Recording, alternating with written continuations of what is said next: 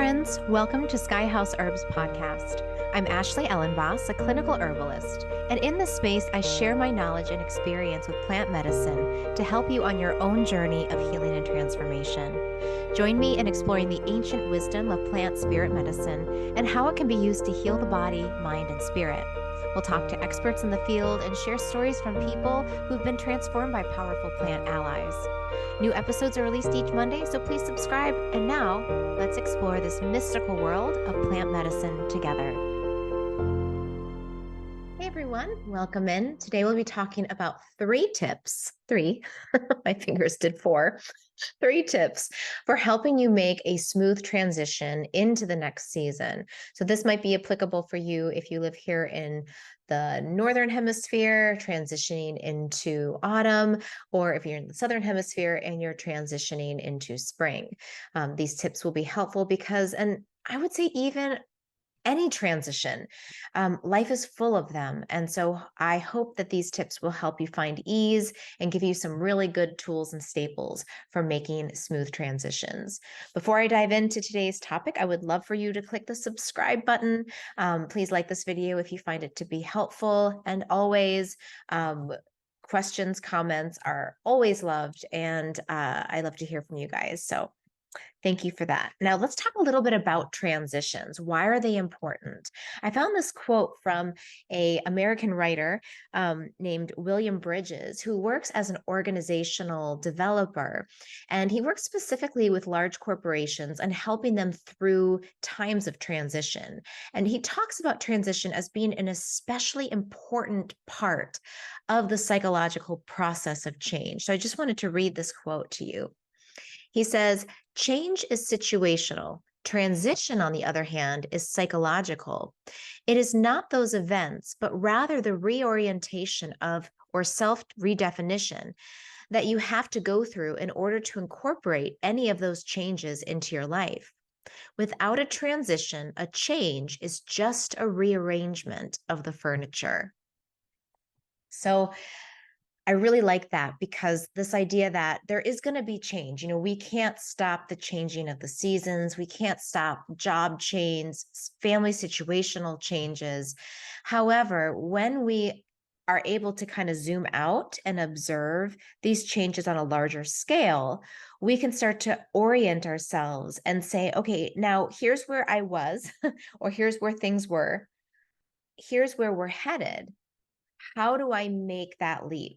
How do I adjust my internal environment? How do I adjust my external environment so that I can go from here to there and be transformed through the process? And I think the seasons are a really excellent way for us to continually be asking ourselves those deeper, harder questions. And the main one is, who am I becoming? And this is something that I think is so important. I've been working with a hypnotherapist, and one of the things he has me do is he has me in my hypnotherapy sessions imagine myself as I want to be. If I were to have and if I were able to embody all of the qualities that I'm working on or that I am aspiring towards, my nervous system in the ideal way that I want it to be, my physical health in the ideal place I want it to be, my way of moving through the world, right? Like the way I interact with my family and friends and the way I drive my car, all of those things. If you can have sort of a picture of where it is you're going, that is so helpful for helping you figure out how to get there. And so as we're looking at seasonal transitions, part of what we can do is say, who do I want? For me right now, I'm thinking like, who is the winter Ashley that I'm growing into? And this winter Ashley is sitting on the couch. She's wearing cozy clothes and she's knitting and she's listening to some records on vinyl. The kids are playing in the background. The dogs are snuggled up by the fire. My husband's reading a book. It's like, okay, that is where I'd like to go. And then the kids have a fight and I'm just easy and calm. I have to drive to the store and there's a blizzard and I'm easy and slow and calm. And so how do I get there? Well, I have to start not only by visualizing that, but just starting to orient my life in that way. So for me, yesterday I went to my grandmother's house and she taught me how to knit because I've always wanted to learn how to knit. So I took an action. I saw what I wanted to be doing and I took a step in that direction. So now I have a trunk full of yarn and all these different knitting needles, and I know how to, what is it called? Uh,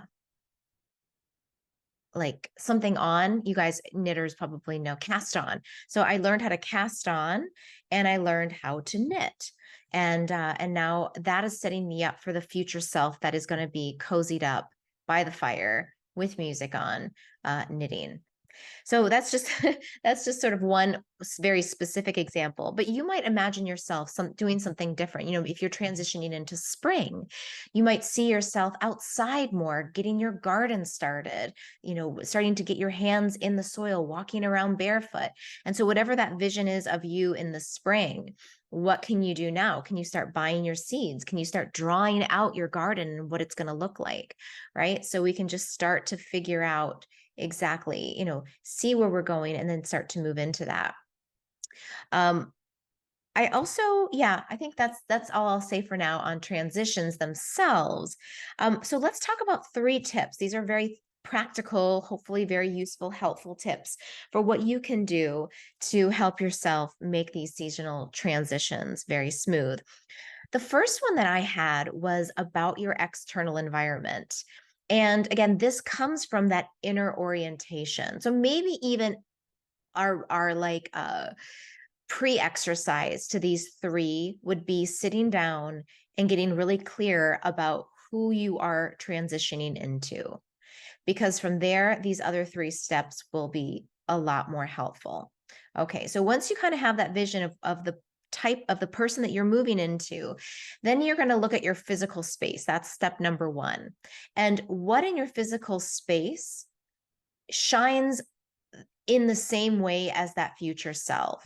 You maybe have a favorite blanket, some, you know, your favorite little bookshelf, a little altar with crystals. But then also, you probably have things that don't fit that vision, like clutter and stacks of mail or, you know, bottles and jars that didn't get put away. I'm looking around my room like those are all my things. And so in these seasonal transition times, especially as we move into autumn and as we move into spring, decluttering is so helpful for making a smooth transition because our brain, when there is a lot of physical, visual clutter, it actually makes it harder for our nervous system to relax and to feel grounded.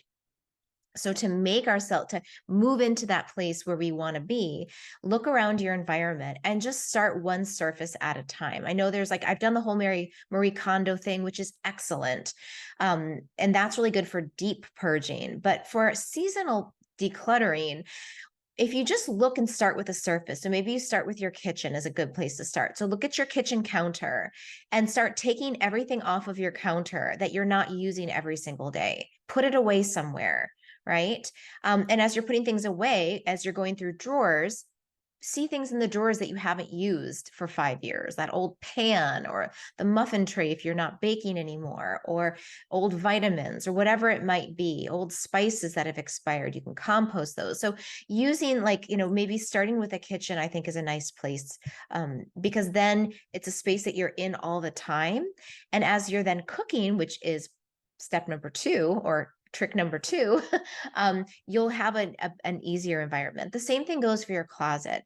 So taking a look at your closet and just, again, visually, like trying to visualize what you want your closet to look and feel like, and then start going through and start with the items that you love. So what clothing items are your like go-tos? You love them. If you ever lost them, you would replace them instantly. And then what are the clothes that you don't wear that were maybe a mistake for buying? Maybe, you know, you wore it a few times, but you just didn't like the way it fit. Every time you look at it, you're like, I don't know. Take those out and donate them or consign them. There's here in Minnesota, there's some really nice upscale consignment shops, and then there's a lot of donation drop off. So get those out of your space, and you know, you can sort them into piles if you want. If you're not 100% sure if you want to get rid of something, maybe you create a sort through later pile and put that in a bin and put it in your basement, I mean, just again, it all has to start somewhere. And if getting rid of things is really hard for you, just placing them in a storage might be the next best thing.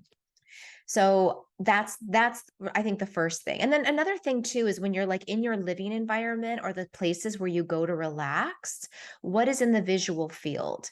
And if you have like things that are just not visually calming, or stacks or piles, or just, magazines you can just recycle, go through and just make a clean sweep and try to make your environment as simple to the eye as possible. And that is going to help you as you transition through and as you move into that new version of yourself.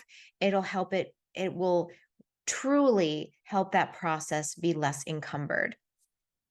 The second is our food, what we're eating, and eating more seasonally. And I don't want to say seasonal diet because I don't love the word diet. It has a lot of negative connotations for me personally, and maybe for you out there. But this idea of of embracing the foods that are seasonal. And so what is growing out in the gardens, what is growing at the farm? Going to farmers markets is a really easy way to know what's seasonal. So right now, as we transition from late summer into autumn, a lot of apples and pears, gourds and zucchini, things like that are going to be very seasonal. Also getting into some of our brassicaceae. So that would be like our chard and kale and some of our heavier, denser vegetables like broccoli and cauliflower. So you might find yourself, as you see those, wanting to cook more of those seasonal foods. And also when we're thinking about eating seasonally, think about the way that energy is flowing. So in Chinese medicine, they view the summer as being ruled by the element of fire, and then late summer is ruled by the element of earth. And so fire transforms and creates matter or earth. So when we move into the season of late summer, we want to start eating things that are a little bit more earthy, a little bit more grounding, a little more oily, a little bit more fat, a lot more protein for building up the storehouse of muscles that we're going to need to keep our bodies strong and warm during a more sedentary time of year like the winter. So seasonally, as we move into autumn and winter, our foods should start increasing in protein, decreasing in sugar, and increasing in fiber and fats too. So like nuts and seeds, rice and beans. If you do meat, eating lean meats, and eating some eggs, if you do eggs and fish, all of those would be really nice. If you're vegetarian, really starting to bulk up on more beans and rice and beans and grain combinations, and doing tofu and tempeh and things that are going to be more protein rich. So that is the way we want to go seasonally.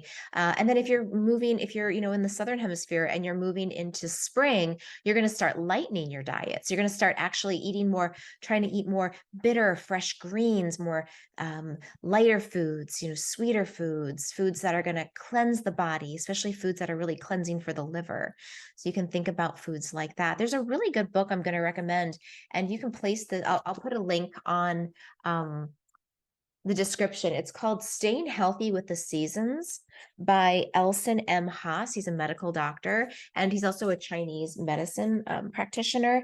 But this book was written in the 1980s, and it stands up. It's a wonderful book, and it has exercises and qigong and acupressure points and dietary plans.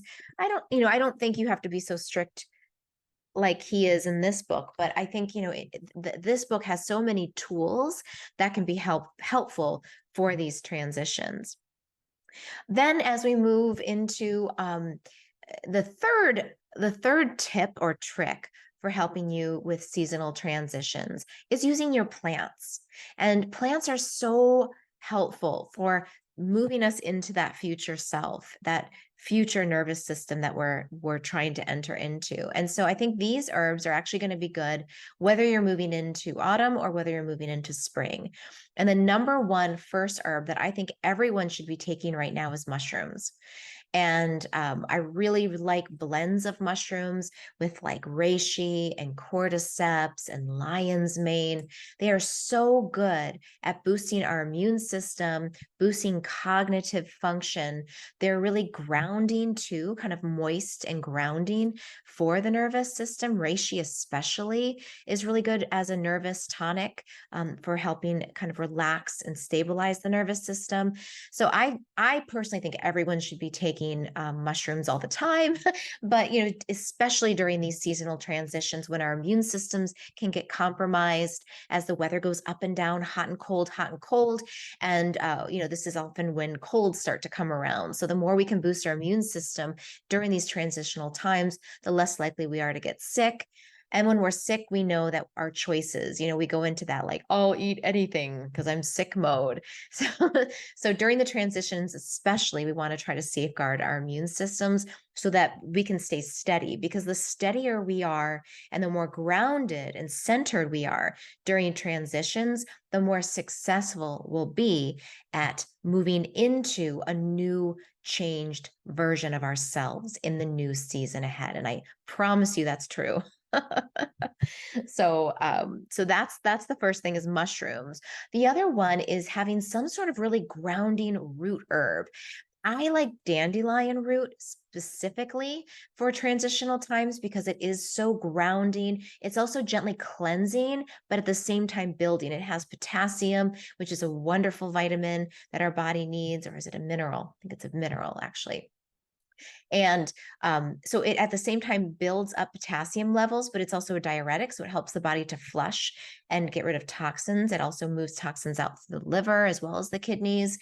So it has this dual flushing action as well as building. It also builds up the micro biome of our gut because it has prebiotic fiber. So we know the importance of having a good digestive microbiome for mental health and immune system health.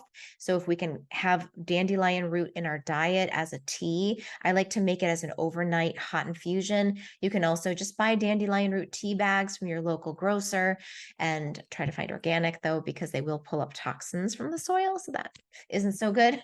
But try to find some organic dandelion root in a tea bag form would work just fine as well. And start drinking that during this time. And then the third class of herbs I think work really nicely for transition are nervines. Chamomile is probably my number one here. So you could use chamomile as a tea before you go to bed. If you tend to have anxiety in the morning, you can drink it in the morning. It's a really nice spleen and stomach meridian balancer in Chinese medicine. And this is the spleen and the stomach are the two main organ channels that are activated during the time of late summer and are associated with the element of earth. I also think chamomile could be used in the spring because it does have that liver energy activator too, because it has those bitter compounds. So it would work really nice in either place. If chamomile's not your jam, that's totally okay. You can try other nervines. You might like a little bit of a lavender tea, a rose tea. There's a lot of great blends out there, but thinking about herbs that are going to be calming, because again, the more we can stay sort of centered on the axis of what is above and below, and then what is inside moving to the outside, and keeping ourselves really paying attention to the center, who you are at the center, and staying connected to that throughout the transition. When you come through the transition, you'll really be able to notice the change that's happened. You'll really feel the transformation that you've made and that you're able to take ownership for and take pride in when you come out the other side. So I hope this has been helpful for you. Please let me know if you have any questions. Again, subscribe and like this video if you found it to be helpful. And I'll be back next week with more herbal information and more fun topics for you to consider during this time of year. Thanks, everyone. Bye.